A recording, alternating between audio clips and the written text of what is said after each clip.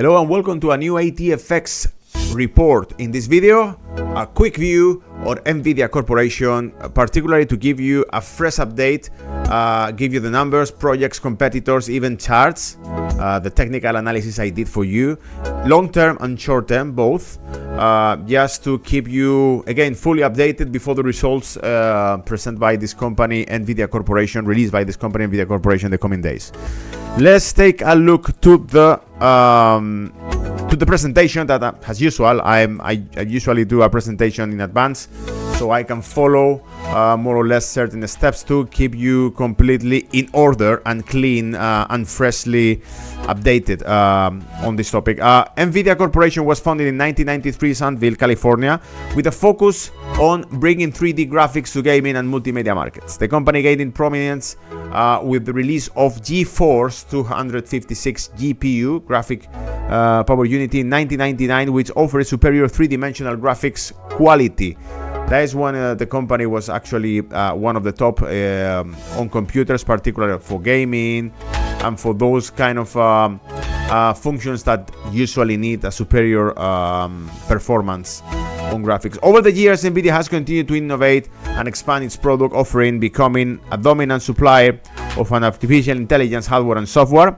The case, for example, in the business relation, the NVIDIA was keeping with Tesla, helping to develop the self-driving systems by providing the hardware and chips.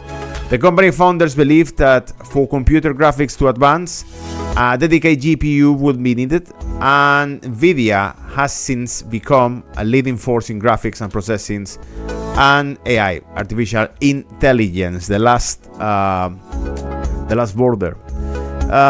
Well, NVIDIA has consistently delivered strong financial results, driving its leadership on GPU market and its expansion into markets such as artificial intelligence, autonomous vehicles, and gaming.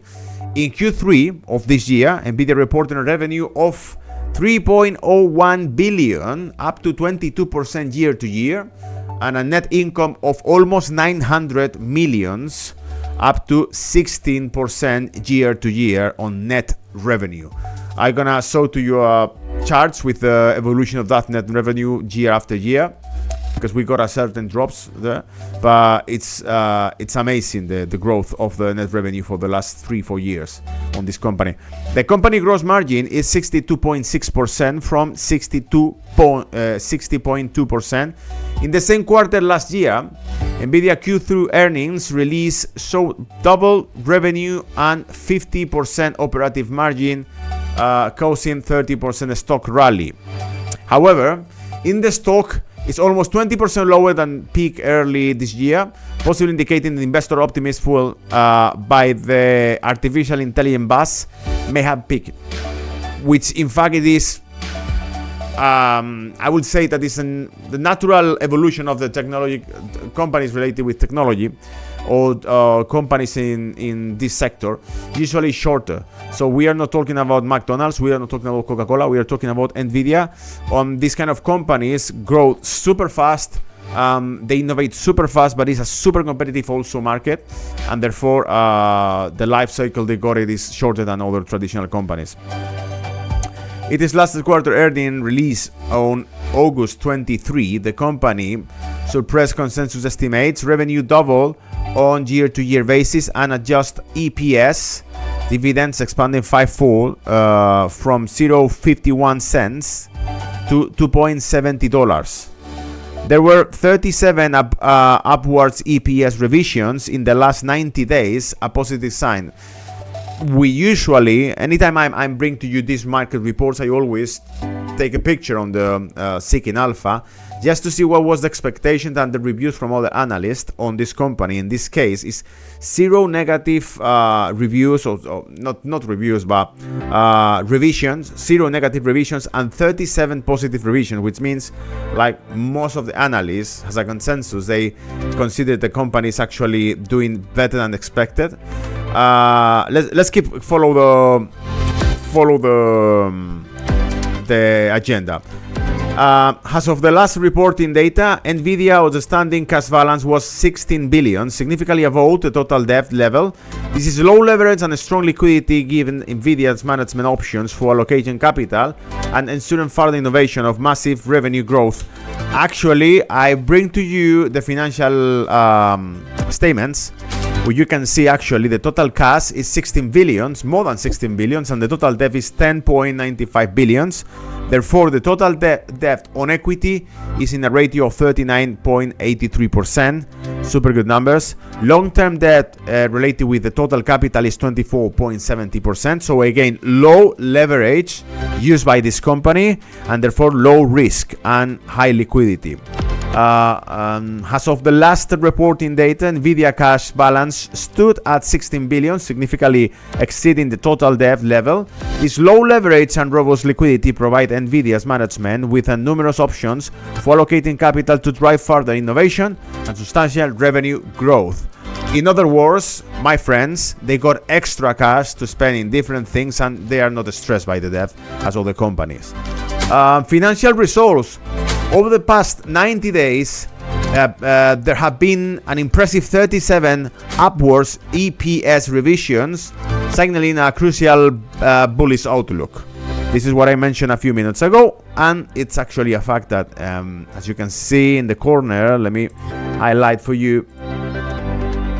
It's here, 38 upward revisions. Wall Street analysts expect NVIDIA to continue delivering strong financial results in the upcoming quarters. For Q4 of this year, analysts estimate revenue of 3.21 billion and 26.5% year-to-year growth, with a net income of 1.03 billion up to 30.5% year-to-year growth on the net income. Okay, current threats. It's time to talk about what could be wrong or what could go wrong in the future. Trade tensions. NVIDIA business is heavily related on China, which accounts for a significant portion of its revenue. The ongoing trade tensions between US and China, recently even this week, a few days ago, we got the visit of Xi Jinping to San Francisco, the United States, and have a meeting with Joe Biden just to improve the trade relations and also monetary relations, because it's also related with the exchange rates from Popular Bank of China, People's Bank of China, and so on, monetary policies, especially to this kind of currency war. But coming back to the point, the ongoing trade tensions between US and China could negatively impact NVIDIA sales and profitability. It's not just that. We also have seen like Chinese companies like Huawei has been affected by the political tensions between two countries, and NVIDIA could at some point be between this crossfire. Disruption in the supply chain. NVIDIA released on a complex supply chain which includes several third-party manufacturers and suppliers. Any distribution in these supply chains as a shortage of components or a manufacturing issue could impact NVIDIA's ability to deliver products to its customers. Super sensible to the chain supply. So any friction, any problem caused on Asia, I'm talking about South Korea, Taiwan, anything related with, especially with high tech or with semiconductors and microchips, could affect this company.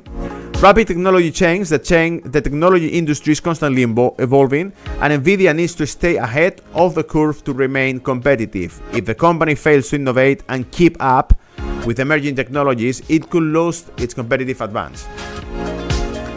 Top competitors. The competition in the advanced AI chipsets fields is poised to intensify from a large number of strong players with vast resources. Intense competition in the GPU market is AMD. NVIDIA, main competitor, has been also gaining market share in the GPU market, positioning the threat to NVIDIA's dominance. We got mainly AMD as Advanced Micro Devices, the main competitors of NVIDIA, but also Intel is working on graphic processing, on the microchips and so on. AMD produced GPUs CPUs, and other semiconductor products, and is a major competitor to NVIDIA's in the GPU market. Intel is a leading producer of CPU and is also a significant player in the AI and autonomous vehicle markets, where NVIDIA is expanding its presence. Google, on the other hand, is a major player on the AI market, and its tensor processing units, TPU, possess a threat to NVIDIA's dominance on the AI computing market. So we got Google, we got Intel, we got AMD. For the core business of NVIDIA, we need to understand that the main competitor is AMD. But for the rest, in relation with the AI, with artificial intelligence, we also got Google and Intel playing certain key roles. Now, latest projects. NVIDIA is currently working on several exciting projects, including, first of all, Ampere. Ampere is NVIDIA next generation GPU architecture, and it's a kind of the next evolution on the GPU architecture. It's pretending to improve the performance, optimize the energy consumption, and so on. Power efficiency compared with predecessors. Turing Ampere is expected to be launched in 2023. We also got ARM, which is another architecture that NVIDIA bought. It's expanding its presence in ARM ecosystem, which is a widely used architecture for CPUs and other processors. NVIDIA has licensed the ARM architecture and is developing its own ARM-based processors, which could potentially disrupt the CPU market. We also gonna consider autonomous vehicles as another project that NVIDIA is working on. It's a leading player in the autonomous vehicle market and its driving platforms, and it's caused by several major automakers and tier 1 suppliers. NVIDIA is also working on its own autonomous driving technology, which could potentially be deployed in ride-hailing or robo-taxi services, the same ones that Elon Musk said, and in the future we will be just not owning our home vehicles. We're gonna actually use robo-taxis constantly.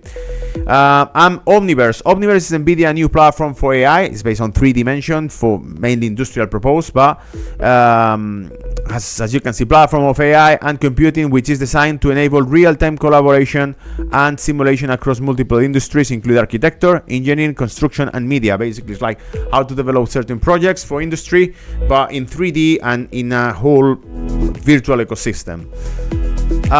Conclusions.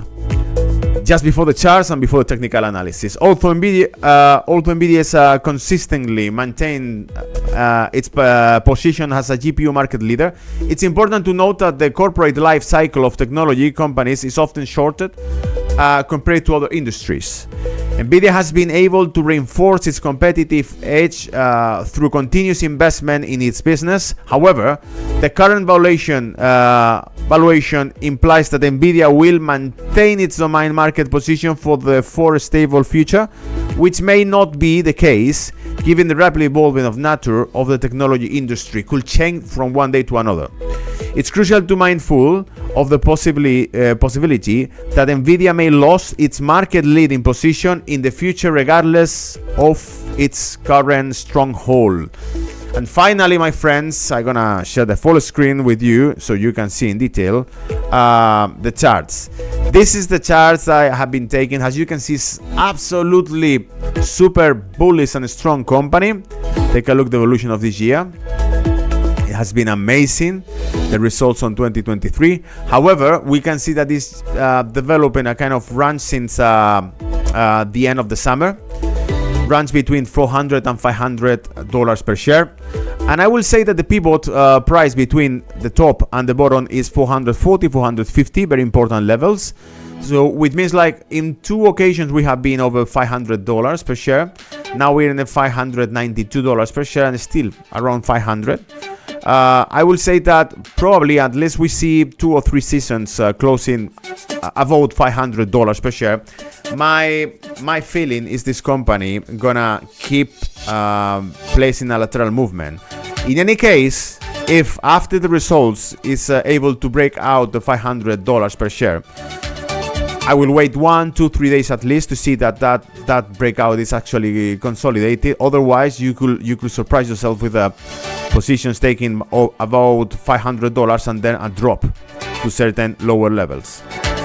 So again, breakout over $500 could be interesting, but keep on hold until you see that the price is consolidating about $500. That means like few sessions closing of all those levels will be perfect. And now in short term, as you can see, it's almost the same thing. We have been, you see the only occasion that NVIDIA was breaking up the $500, it was this spike done quickly, because this is 4 hours chart. So the same session it was just breaking up the $500 and dropping back again to almost $460, $455 per share, which is like high volatility. I will not trust in a movement like this. I will prefer if I can see the price consolidating over $500, which is not the case yet. And again, if you see by any chance that after the results is breaking up, interesting, keep attention to those levels to maybe take positions in the coming days at any kind of pullback. Otherwise, if you see the price getting close to $450, $440 around this area, it will be super interesting area of pivot point price to take new positions. Long, expecting again a new correction. Worst case, $400 is also another super nice support and another zone to place new buy orders here. I think that's all. I hope you enjoy the video. I also hope I give you a good update and refresh you the whole picture of the company. So hopefully this is actually helping you with your investments and your results. And if you got any request, you want to check any other market, please contact me, leave a comment on this video. And if you really appreciate what I have been doing for the last couple of months, please give me a like, subscribe to the channel, let me know that you're there. I will more than happy to help. Okay, take care. Bye bye.